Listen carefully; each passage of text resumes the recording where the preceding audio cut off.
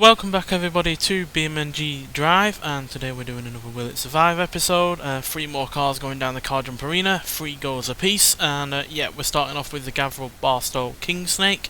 I know we have already tried the F2 mod before, which is basically like a lifted version of this, but yeah, this is a fast version of the car.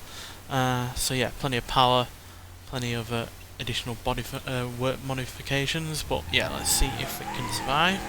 Flat out first time round, then we'll try and slow it down second time round, and then yeah, we'll oh well, I kind of ruined the steering there a little bit by whacking into that wall, but this car is extremely powerful and yeah, not the easiest of things to control, especially when dealing with any kind of elevation like this. But yeah, first time round with each car we'll go as flat out as possible. Second time round we'll try and use the brakes, and third time round we'll try anything to really try and help a car survive outside of, stopping. But even so, even if we did stop, it would probably land on its roof or break a drive line, so sometimes extra speed on this is of benefit, but obviously too much can create havoc. We've already lost the front wheel basically. It's quite bent, the chassis is bent as well along with it. And we're heading right for a wall, which is going to kill us, no doubt about that. Oh, especially when we impact the underneath. The engine and gearbox is in the driver's seat, basically. Yeah, I think that is dead. Yeah, definitely dead. I mean, the engine somehow survived, but pretty much nothing else did. So let's try and slow down a little bit before we hit the end of the ramp.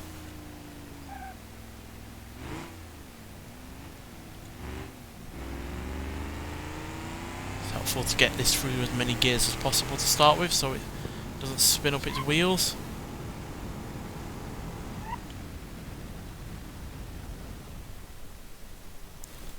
Is this gonna be any better? For some reason it's, seemingly infatuated with landing on that front left wheel. It looks like it's in a better shape than it was last time. The chassis isn't quite as bent, the wheel isn't quite as knackered. We are again heading for our wall, which has killed a wheel and the driveline. That second impact there killed the driveline, despite not being a full frontal impact. It damaged it enough to snap it, so that is unfortunate. Right, let's third time lucky, see if we can do whatever possible to try and keep this intact.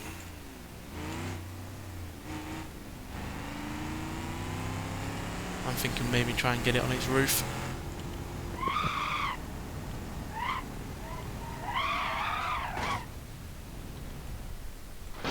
Oh, that's not helpful. That is not helpful. Yeah, that's the danger of trying to flip it over or get it on its roof. You end up exposing your side to any damage, and that can absolutely knacker a car.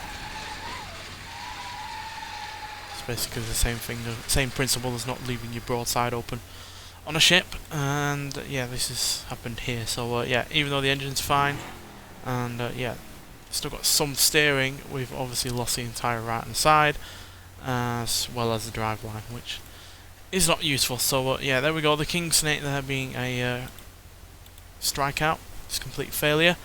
So let's try out a mod that I've been wanting to try out, the Crash Hard Classic. Basically an old 1930s car with a giant V8 engine, but very little in the way of power or speed.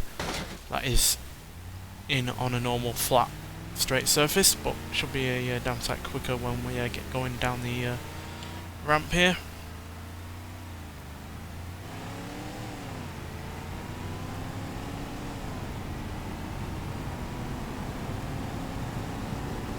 Decently quick.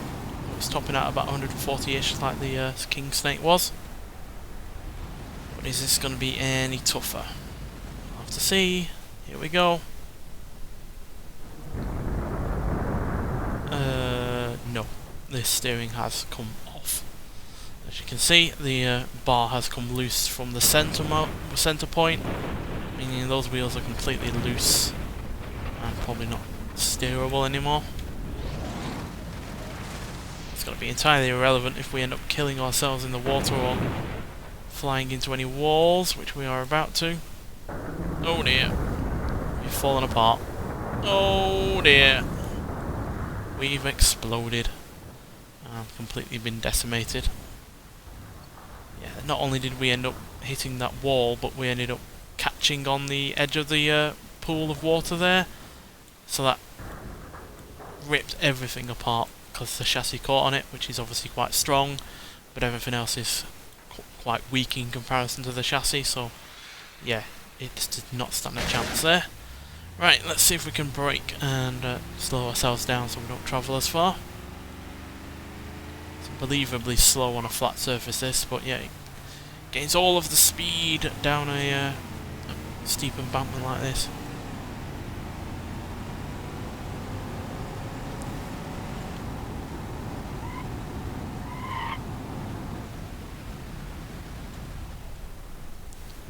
Is this going to be a softer landing? Didn't look it, but it certainly was. The steering is intact still. Oh, but no, but now we're rolling. Again, this can also expose your sides, flanks to damage, like with the King Snake on its third and final run. Yeah, we've lost the rear wheel there, pretty much. In fact, the whole rear axle looks like it's about to fall off.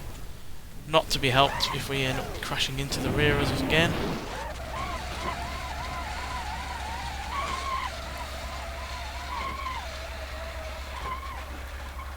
Does it still work? Oh my, it actually still works. How on earth has this happened? I mean, we're crabbing. Really crabbing, in fact. And I don't think that means that we're able to steer our way out of this.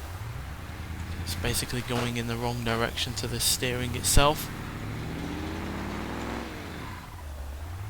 So every time we turn the wheels, obviously the rear wheels are pointing in a completely different angle, and that's stopping us being able to turn. So, I mean, we still move somehow, but every time we try and turn, those rear wheels are pointing in a completely different direction, meaning that we cannot. We're struggling to get out.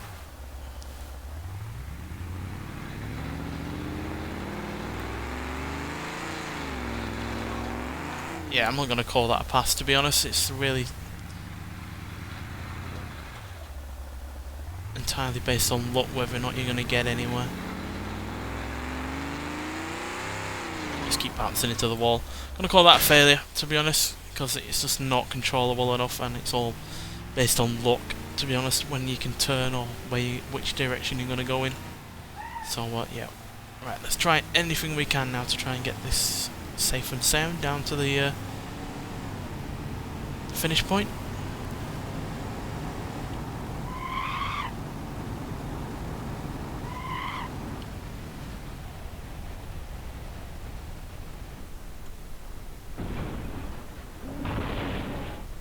Much better landing that time. We're not, you know, rolling around.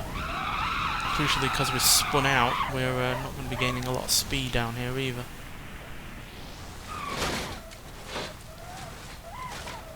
I think that's a win.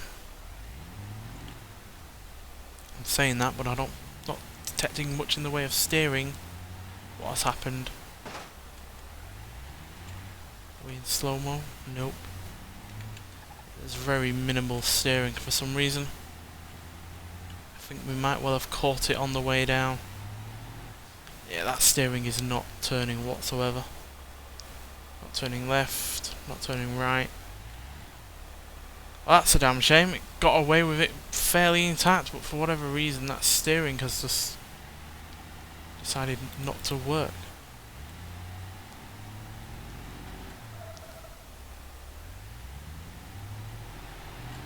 Yeah, I'm going hard left and it's not working at all. It seems to pop in and out every now and then, but just not enough to get it going again. Yeah, strange. I don't know what has happened there to that. It doesn't look like it's got much in the way of damage. Sure, there's a little bit of camber on the wheels, but I wouldn't have thought that would have been enough to stop it from driving. Just in case the bumper is interfering with it.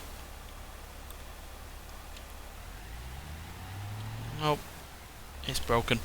Well, that's another failure, unfortunately, despite the fact that this car looks in pretty good nick considering what it's just done.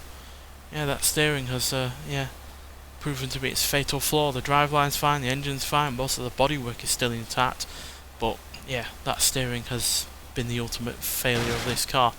Alright, finally, we're going with something, another Gavral this time, and yeah, we're going to go for another mod as well. It's a new armoured van version of the H-Series.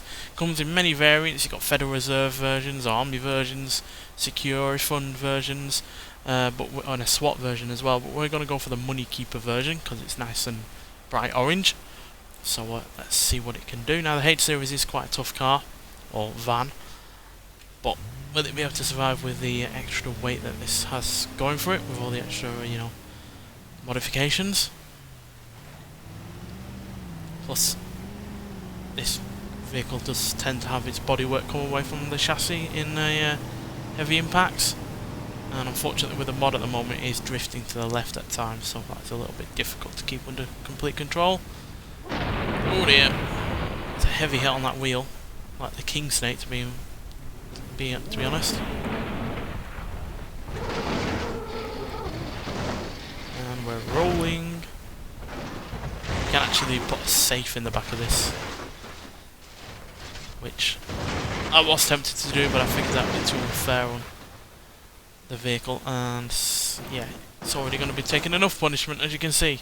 Not only has the engine been broken, but the bodywork has pretty much completely come away from the chassis, which is what I was talking about earlier. Makes for some spectacular crashes, but does make it a little bit susceptible to being destroyed quite easily. Obviously in normal crashes and normal impacts it's completely fine, but when it comes to heavy impacts like that, the chassis is certainly the stronger area of this car, just like the King Snake was.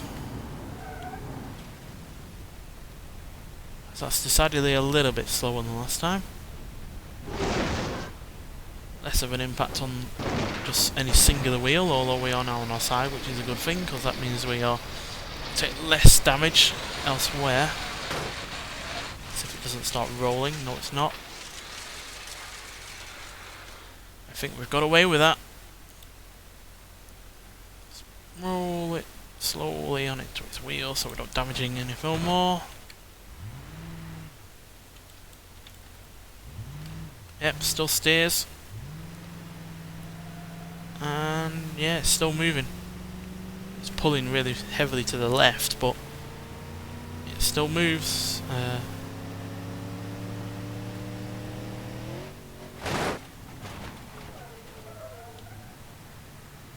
And yeah, it's not taking all that much damage either, to be honest. This entire side has been pretty much gone away with any damage. The front has pretty much gone away with damage.